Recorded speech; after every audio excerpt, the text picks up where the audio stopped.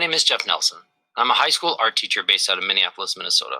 In this first video, we'll introduce you to Adobe Illustrator and we'll dip our toes into some of the amazing things that the software can be used for. We will cover when you might lean towards using Illustrator rather than Photoshop, general Illustrator layout and interface, and some of the basic tools that I use for most of my flat illustrations. I'll also be walking you through one of the first projects I do with my students, which is designing a Yetti. I've done this with both high school students as well as middle school. It's something that sets you up pretty well for more projects later down the road, covering a wide range of tools and color selections. When you first log on to Adobe Illustrator, you're going to see a screen that looks similar to this. It's basically just asking you what size workbook do you want to do. In all reality, it really doesn't matter all that much, and we'll talk about more about that in a second. I'm going to click on letter, 612 by 792. And this is what we see. One of the very first things that I want to do is show you some of the presets that I use. It's just things that I have found over the years that have helped me.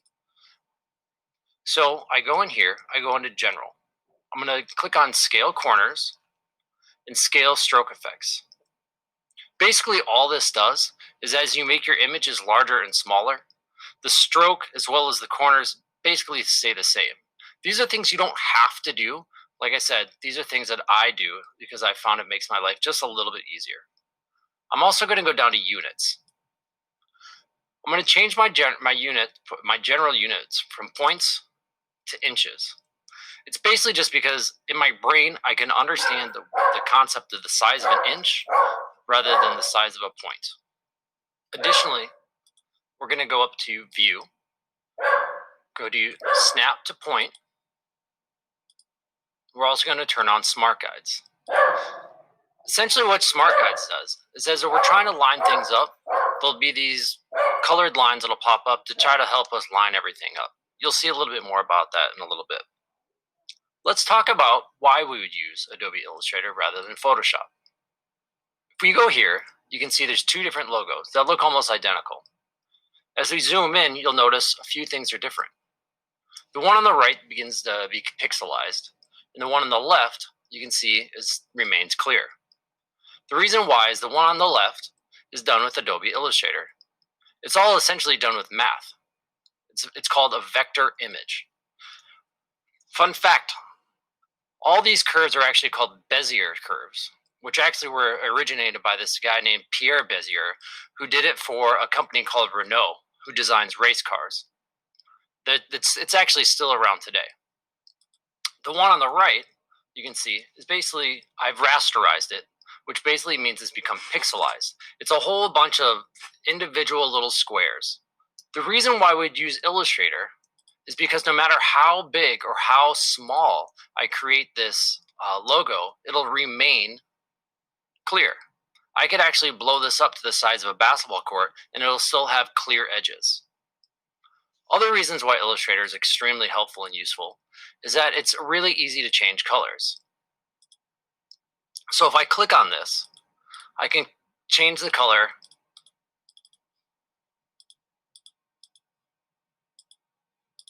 just with a few clicks.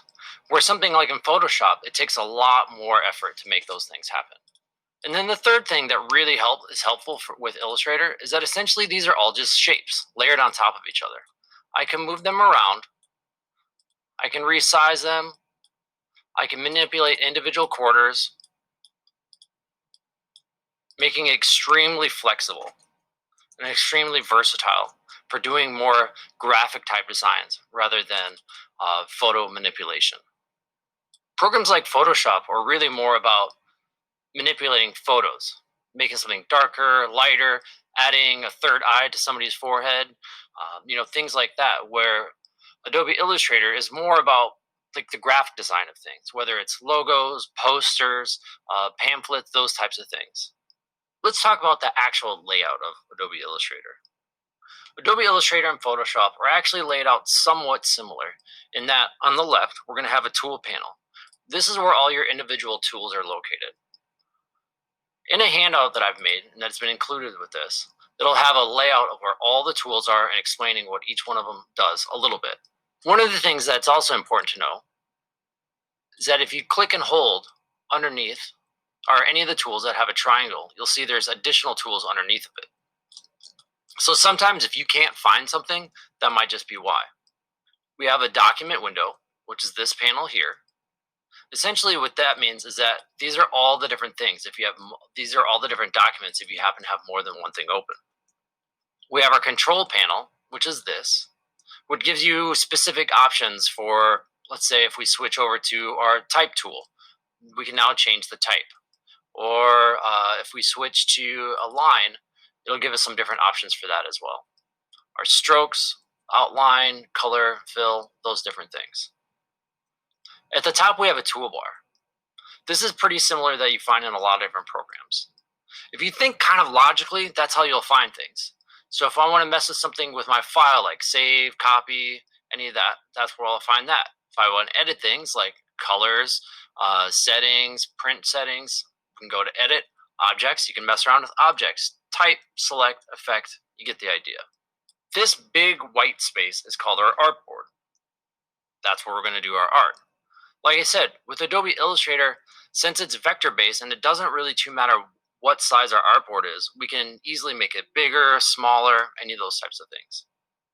On the right, we have our panels and our panels in Windows Dock.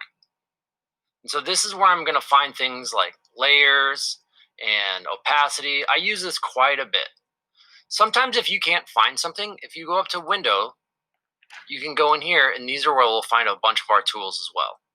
Like I said, a lot of the times if you think logically, you can kind of figure the things out. If this is called our window panel and we can't find something, we could always go to our window and probably find it there. Up top, this is where we have presets for all of our different layouts. So let's say we were doing painting. If I click on that, it'll change the layout of my workspace. I usually go with Essentials Classic because that's what I've learned to use, and I know exactly where everything is. Finally, I want to point out this little light bulb here.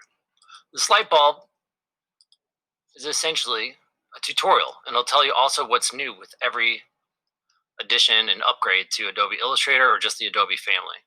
So if I go here, I can scroll through and I can find a bunch of different tutorials that Adobe has created.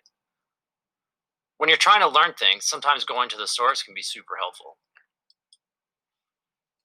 I've created 2 handouts that I think will help you not only with this project, but a lot of other projects as well. So you can see here's the layout similar to what I was just talking about. And then the other one is all the different tools that are available. I'm not going to go through them one by one because that would take a really long time, but I'll kind of mention each one as we use them in the project. Additionally, I've created a list of shortcuts that I've found super helpful and that I use all the time. Once again, I'll go through them as we go. As I mentioned, I'm going to walk you through one of the first projects that I do with my students. At first glance, this may seem a little overwhelming, especially if you've never really used the program before. The thing is, they're just a bunch of simple shapes overlapped on top of each other. And we're going to go step by step and show you exactly how I made this. Another thing that I want to mention right away is that when I offer this project to students, I really give them 2 options. Option 1, you could do exactly what I do, step by step. Option 2, for my more advanced students, is that they will do step by step, but instead of doing exactly what I do, they actually take the tools that I've taught them and create something of their own. They still work within the confines of the Yetti, but they make their own style Yetti, maybe changing his facial expressions or his body movement or some of the colors. So that way it diversifies the project a little bit more for those more advanced students. Let's get started on the actual project itself. So I'm going to start by going to my rectangle tool on the left. I'm going to click and drag. From here, you can see I have a rectangle, black outline. I want to change the colors. So I'm going to go to my fill first, which I can see by this full white square. And then behind that, it's actually a black outline. And that's going to be my stroke. So I'm going to double click on my fill. And I usually pick something, especially like this, that's going to be a little gray to make it stand out from the background. My stroke, by double clicking on that, will bring the stroke color up. I'm going to switch that to like a blue gray, something kind of cool colored. That looks pretty good. With my color selections open, I'm now going to actually go up to on the other side of the screen which is this color guide. If I click on that, it's kind of cool because it sets up, it already has all these color theories built into it. So tetrad, triad, complementary, all those different things. For this project, I'm going to find something that has some reds in it, maybe some greens, a handful of different things. So let's go, and maybe a yellow or two. So let's go and find something that works for us. So I'm going to pick tetrad number 2. From here, I'm actually going to click on the three little lines here and go to Save Colors as Swatches. So what that does is that it goes into my swatch panels here, and it saves that whole set of colors. So now for the rest of the project, I can just come back to this section and click on those colors to get exactly what I want for the rest of the project. Our next step is to create the 2 legs. So what we're going to do is I'm going to go to my shapes on the left. I'm going to select a circle. I'm going to hold down Shift. By holding down Shift, it makes a perfect circle. So if I let go of Shift, that's when things start to get a little ovally. So I'm going to hold down Shift and make that perfect circle. This is going to be the intersection between our legs for our Yeti.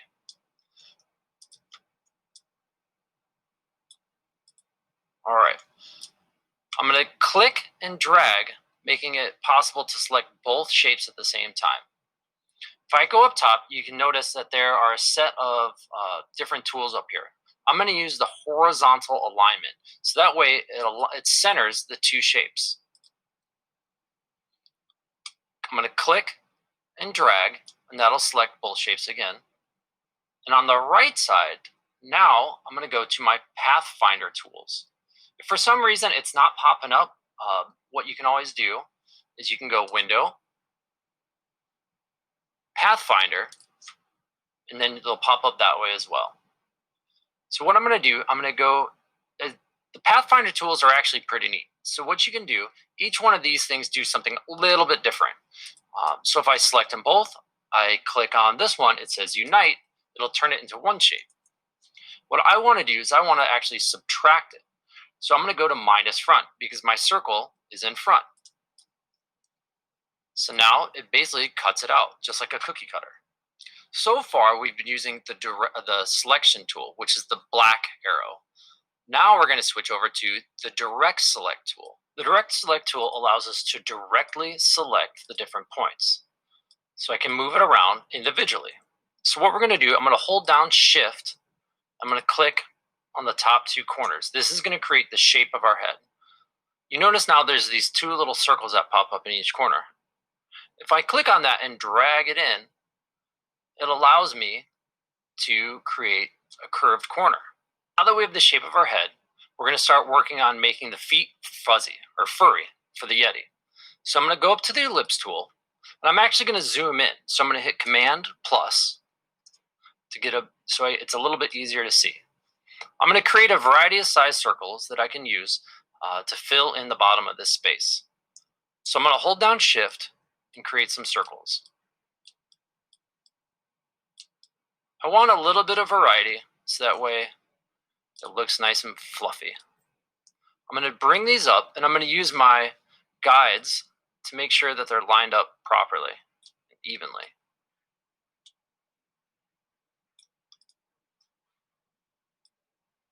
And it's okay if the circles overlap. That's not a problem. The biggest thing is that you just want them to line up evenly.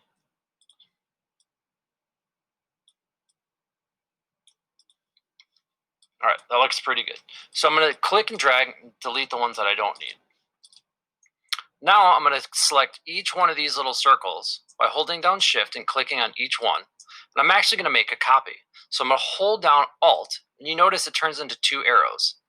I'm going to drag those over and line them up for the other side as well. So now I have 2 sides that look identical. I'm going to click and drag and select everything at the same time. And I'm going to go over to my Pathfinder tools, and I'm going to click on Unite. So now I have a fluffy feet. The next thing we're going to do is I actually want the outline to be a little bit thicker. So I'm going to go to my stroke at the top. I'm going to bump it up to 3. That looks a little bit better. Now let's start working on the arms. We're going to do something pretty similar that we did for the body. I'm going to create a rectangle tool. Go over there. Go to my direct select. I'm going to directly select the corners at the top and round them in. So you may have noticed from the original picture that the arms were kind of at a different angles. Anytime I'm going to do something like that, I still want to actually start with my original shape being straight up and down. It's much easier to work with something straight up and down and then rotate it than it is to rotate it and then work on it. So I'm going to make those circles just like I did before. And I'm going to use these to make that fluffy effect for the arms.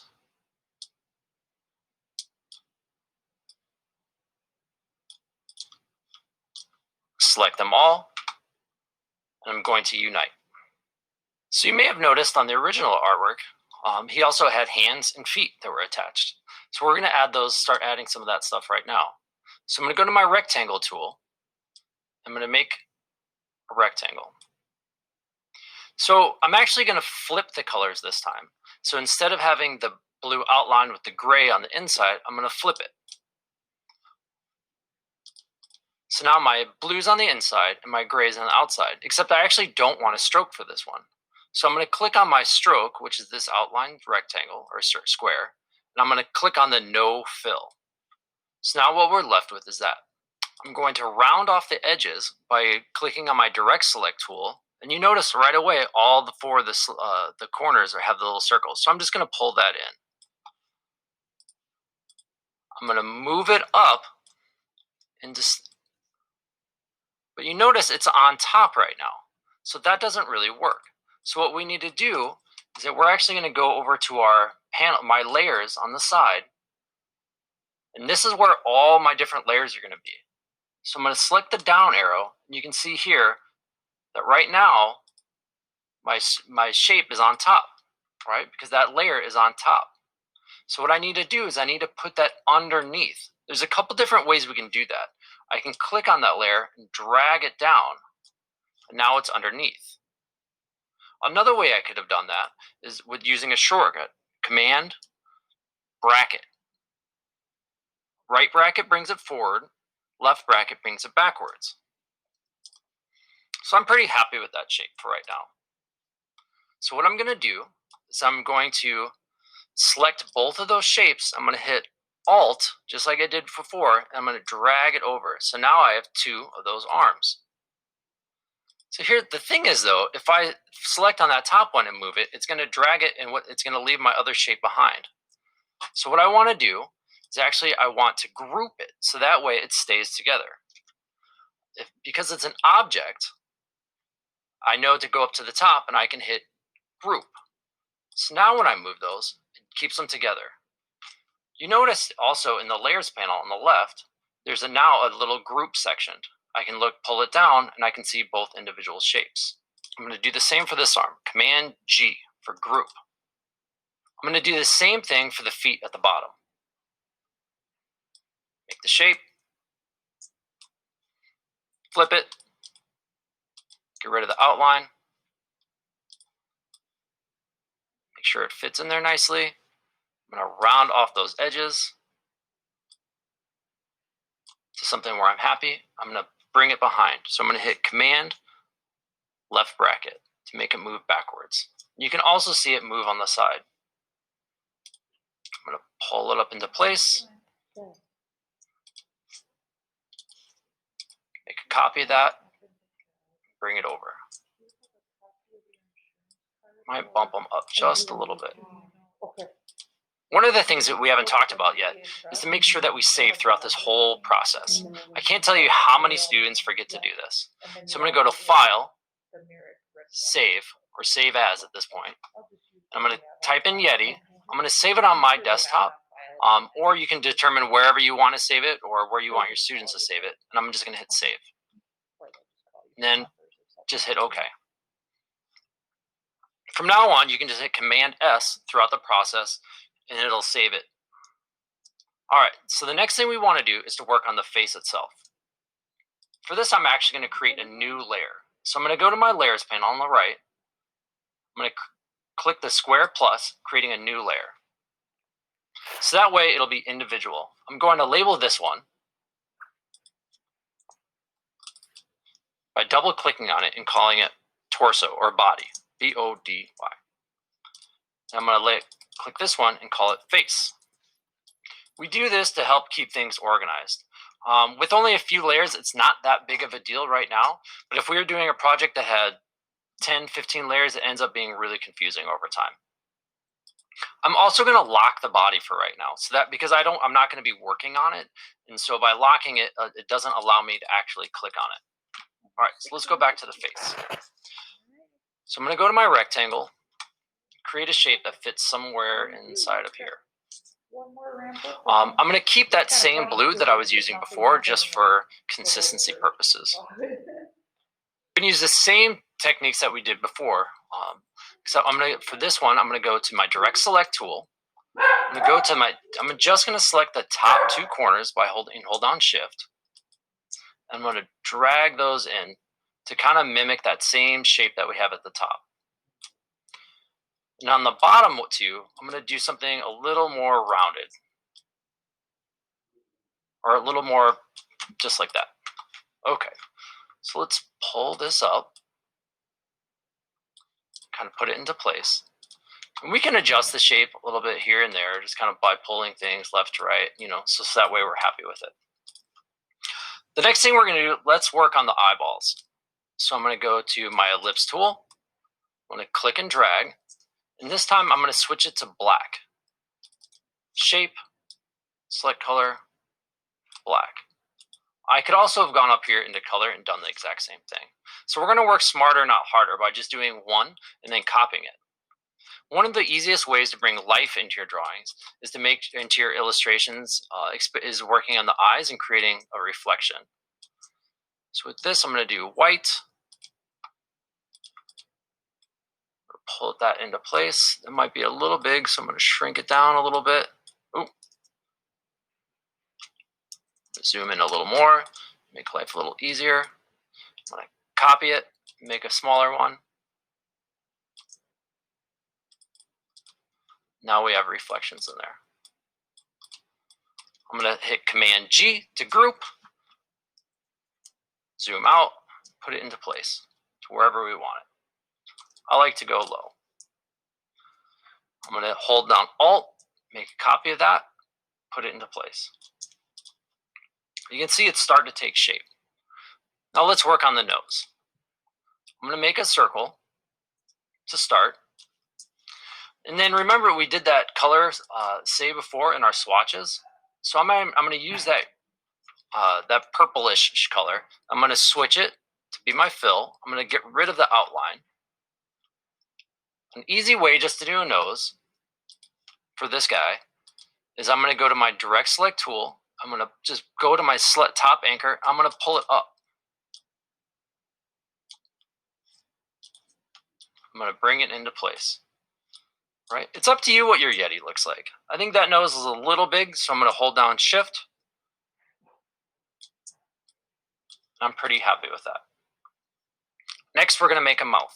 I'm going to go to a circle and go this direction. I'm going to make it black. And this time we're going to do something a little bit different. I'm going to go up to Object, Envelope Distort, and I'm going to do this thing where it's called Make with Warp.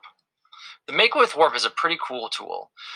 It allows me to make some adjustments left, right, and there's a wide range of stuff in here. I'll use this for letters, all different types of things. So I'm just going to start with an arch.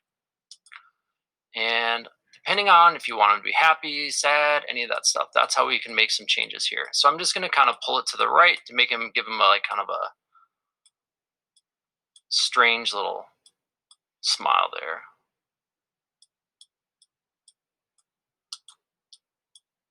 I'm happy with that. Okay. One thing that we have to remember to do is to also go up and then turn it into a shape. So I'm going to go to Object, Envelope Distort. I'm going to hit Expand. So now it's its own shape. I can pull that in and bring it into place. I'm going to make it a little bit smaller. Maybe bring my nose up a little higher. All right, so I'm just kind of creating the shape as we go, or the face as we go. If you want to add a little bit more, you could throw in teeth by creating a triangle or different things like that. For now, we're just going to kind of leave him how he is. Now that we have our face in place, we're going to go back to our layers. I'm gonna unlock the torso, and I'm gonna put my arms into place. So I can go here, maybe turn this one up high so he's waving.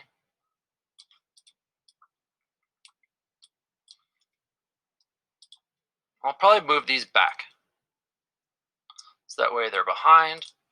Or if I wanted to get fancy, I could ungroup these. Object, ungroup, object, ungroup, and then select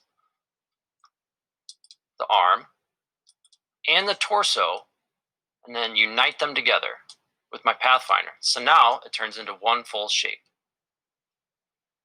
You can always undo as well by hitting Command Z. So let's say I actually want these to be a little bit closer in. Let's do that again. Unite. So I like that shape.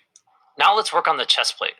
So I'm going to go up here to my rectangle tool, create a rectangle or a square. Then I'm going to do the same thing that we were doing before. So do my direct select. I'm actually going to zoom in a bit to make our lives a little easier so we can see. And I'm going to select on just the corners. Hold down Shift on the top two, bring those in. The same for the bottom two. Maybe this time I bring these all the way up to make more of a chest piece. Go back to my select tool, size it to a place where I'm happy with that. Maybe make it a little wider. Boom. So the last thing we're going to do is add some horns to this guy. So I'm going to go over to my Shapes tool. I'm going to go to Star. I'm just going to click, popping up a new menu.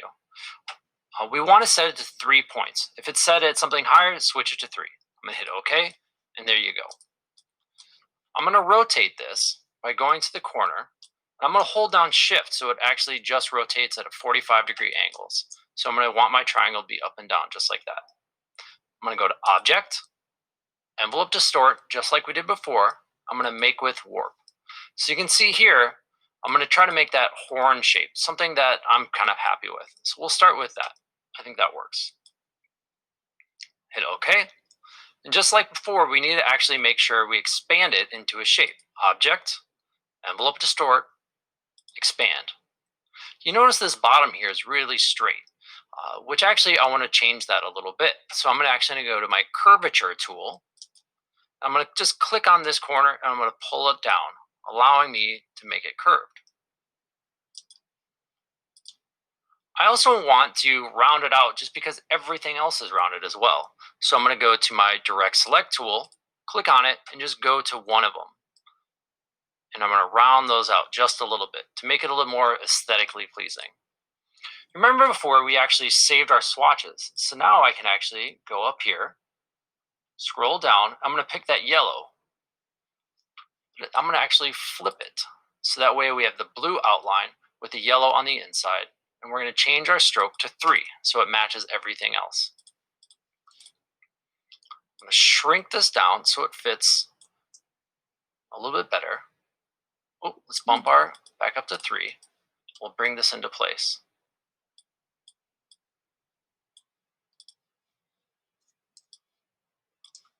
Now we want to make a copy of this. So I'm going to hit either my right click if I'm using a Windows, or I'm going to hit Control click if I'm using a Mac, and I'm going to go to Transform Reflect. And it'll give you a few options. Instead of just hitting OK, because even though it is the way we want it, I'm actually going to hit Copy. So now I have 2.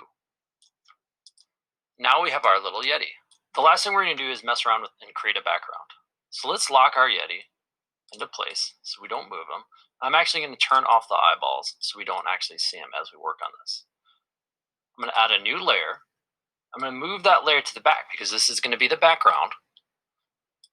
Select the rectangle tool. One big rectangle for the background. Now I'm going to go over to my swatches and select that dark blue that we had created earlier. We want to make kind of like a snow scene for this Yeti. So let's grab a couple, go to the ellipse tool, and we're going to make some long white ovals to start. I'm going to do a white to start, and then we're going to work our way to like a gray in the background. Hold on. Alt. Make a copy of this. Okay. And then let's make a couple more circles. And then now we're going to go a little bit darker as we go farther back. And then also as I go farther back, I'm actually going to increase the number of ovals. So now let's do 3. I'm going to move these back. I'm going to hold Command left bracket to move them behind. And then we'll do one more set. I'm actually just going to copy these, bring them up, shift them over, make them a little smaller, change that color to a little bit darker. Okay. Move these back again.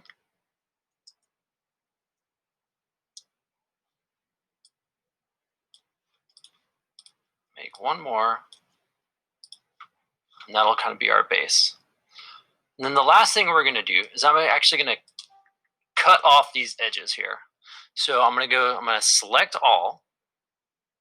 I'm going to go to my eraser tool. And this time I'm going to hold down Alt, drag to create a big rectangle. And this will basically just chop off all those extra bits that I don't need.